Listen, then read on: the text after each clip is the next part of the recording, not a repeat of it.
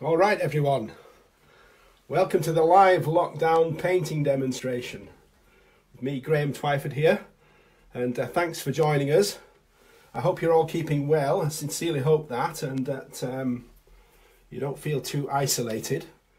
I'm going to give a short painting demonstration of painting this tree, which is in Borrowdale. A magnificent tree. I hope you'll find it interesting. Just before we do, thanks to Anna and Sean up from London, helping with all the tech side of things, and I hope this is coming through clearly for you. We'll get going straight away, but may I start by saying that I was painting trees when I was a kid, and I learned when it was painless, when you didn't know you were learning. And my initial inspiration was Alfred Bestall in the Rupert books, those glorious pictures of the rolling English countryside, Alfred Bestall. But when I started to take a more serious interest, I had an epiphany of how to paint trees in oils, and that's what I'd like to share with you tonight. And a great inspiration to me is the American illustrator Maxfield Parrish, and this wonderful book by Coy Ludwig with a fantastic lengthy chapter on Parrish's techniques. But it was these images that captivated me. Highly coloured, as you can see, but almost hallucinogenic trees there. I just thought they were fantastic, and I learned a lot from this book.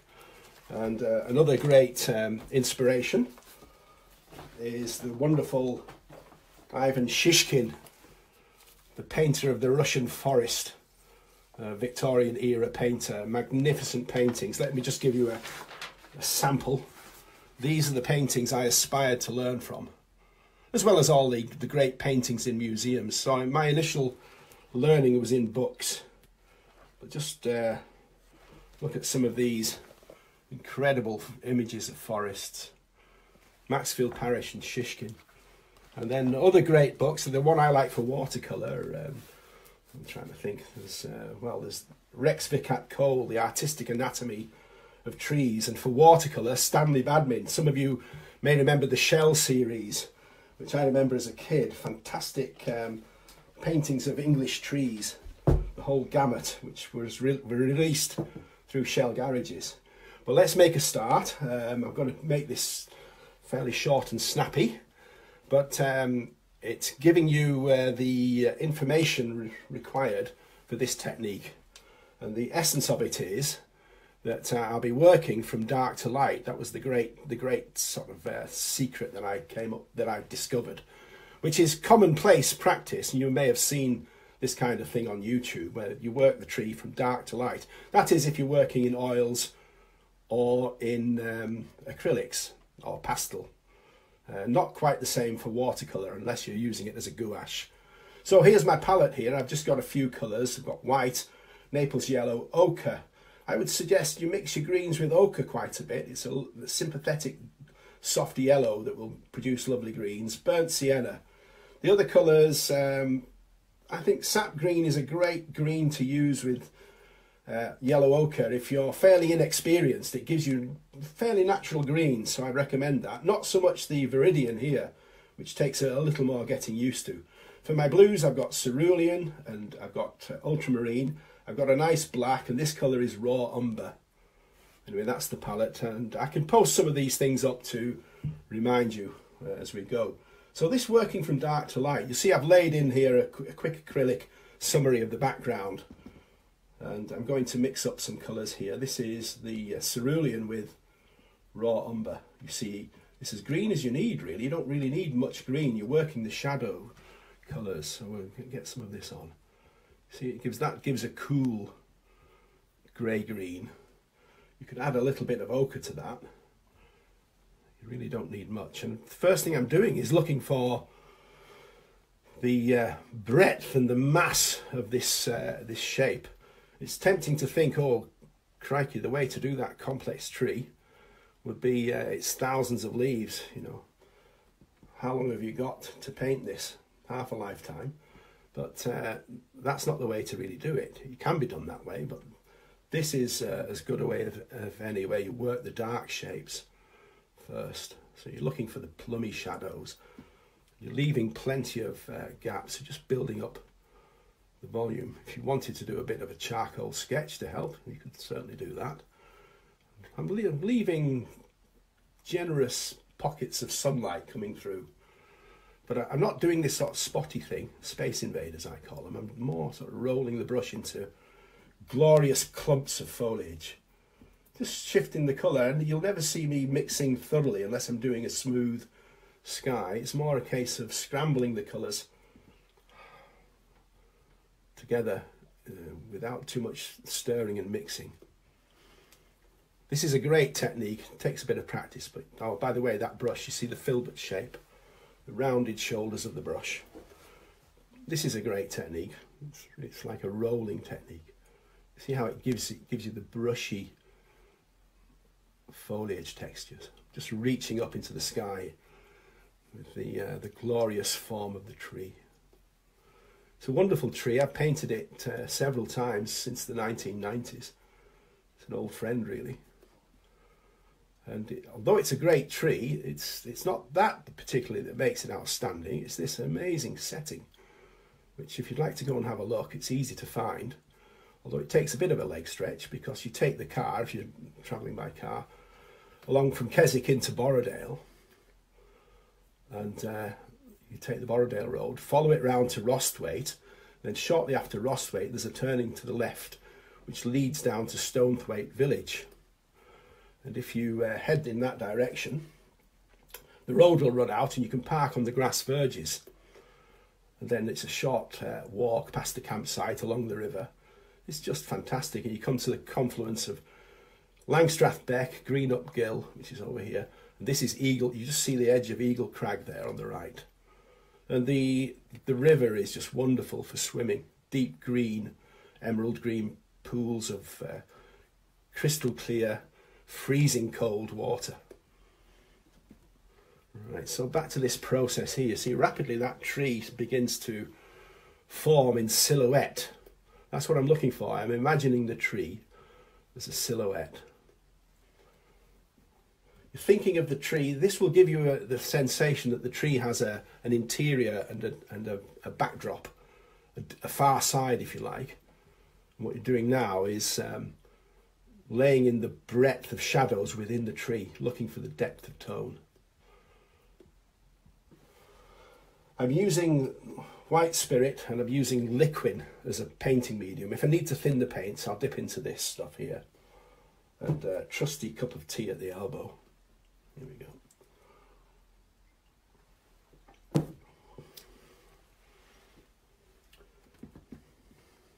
They're still very much in the dark area. You see that rolling brush stroke again. If you're working on a canvas, you can catch the canvas threads. See how it just breaks up the colour. It gives the impression of the myriads of delicate leaves. This is an ash tree, although I dare say if you're practicing and learning, you'll just be happy if it looks like a tree. I'm certainly not bothered in the demonstration to particularly make it an ash tree, but I know that it is, and ash has a lovely rhythmic shape. Lovely sort of fountains of leaves, feathery. But this is a great technique if you were painting oak as well. Let's put some framework in. Change colour here. Just dipping into the paint medium. I'm going to take a really dark colour. This is my black. I might mix it with a bit of burnt sienna. Hope you can see that colour mixing there. This is for... I'm going to put the skeletal framework of the tree in. You see the dark colour. Everything that goes on at first is the interior. It's looking into the shadows within.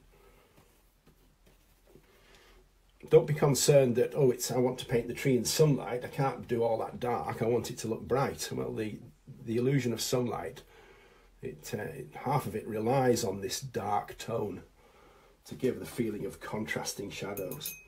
This is a very fine brush, dipped into white spirit so that the paint has a flow. And I'll be able to paint these whippy limbs and twiggy bits and pieces. Put them all stick on here for control. So let's try and paint some of this fine tracery. If you're working in acrylic, the first stage will have dried and you'll be able to create very graphic, crisp details.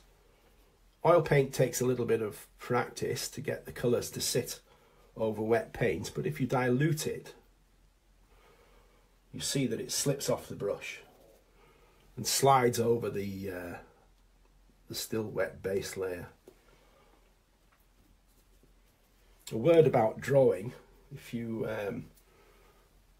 read some good books or have some online tutorials about tree drawing, one thing to think about is the tapering, so that the branches taper, they become progressively fine as they leave the main stem,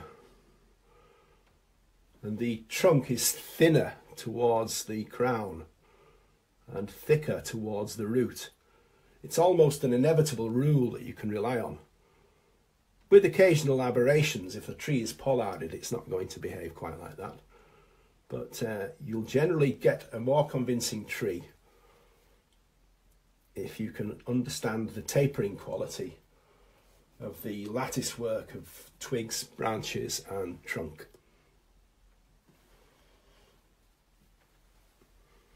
See that gap, central gap, where the sky, the sunlight's on the fell is poking through. That gives a real dynamic sense of the tree being in the landscape. Some of these branches radiating out, responding to the weight of the leaves.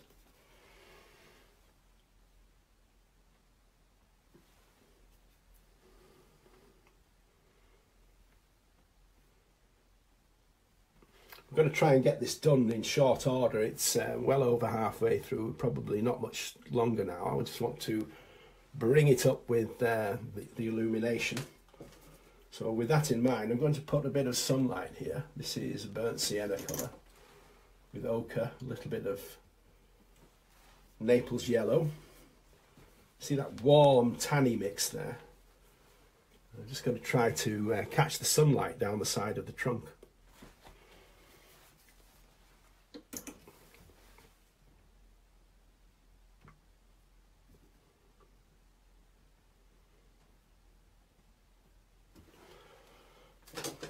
Picking up here and there on these branches, just little flickers of sunlight where the occasional twig or branch catches the light. I'm working at a rare old pace here, but if you want to try this, you can take your time with it. It's the process that I'm trying to talk about rather than how much finish you give it. I'm going to reinforce the darks and then put the sunlight on, and that should be it.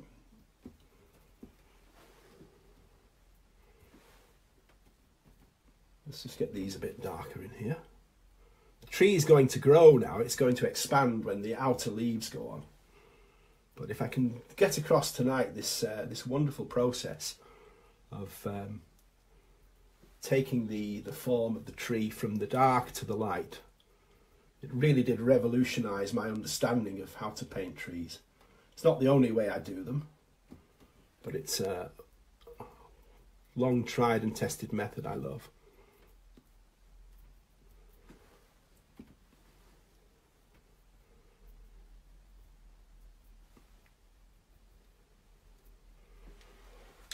So now the tree will expand as we add these other colours. Let's have a look at the mixing. We've got, this is the one I was suggesting that if you're fairly new to painting is a very useful colour. That's the sap green. Now the Viridian will give a stronger accent, a stronger green. I'm quite comfortable with Viridian, but some people find it makes their greens rather too acid, but you just use it sparingly.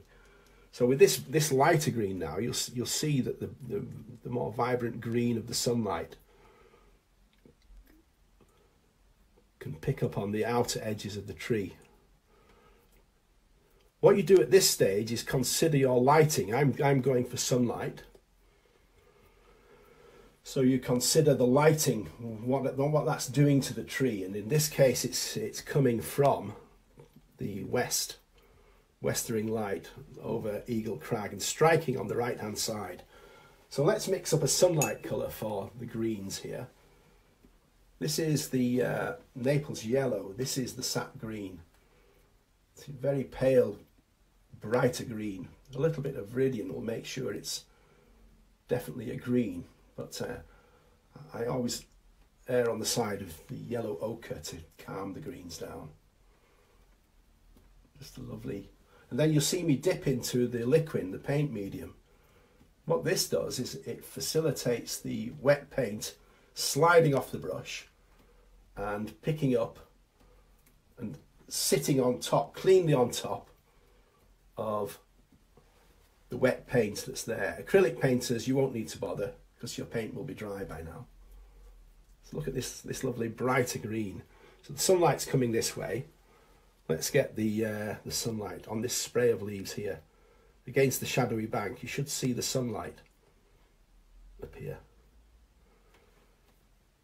And then you're looking for deep pockets of shadow complemented by the radiant light striking on the outside illuminated foliage. This is where most of the green or the golds of autumn will reside, in the brighter areas. Think of the tree as being rounded, a globular shape, so that as it curves away from the light, it goes back into shadow. Lots of sunlight. Dipping the brush into the paint medium, pushing the brush into the paint to load up the tip so that you have generous deposits of paint on the brush. Now watch the tree grow as I push out the sunlight. Remember, these leaves are on the outside, so they're going to carry on over against the sky. And that gives a very ash-like texture. That's partly the brush. And of course, the crown of the tree rearing its great head into the waves of light. Little quotation there from George MacDonald. Sorry about that. And we're curving back into the shadows. And our tree is forming up three-dimensionally, creating all of the volume and depth that I was hoping for. Pushing out. On this side, any illumination is a little bit darker. Go a little bit lighter there. Sunlight might just creep over the crown of the tree. There we have it.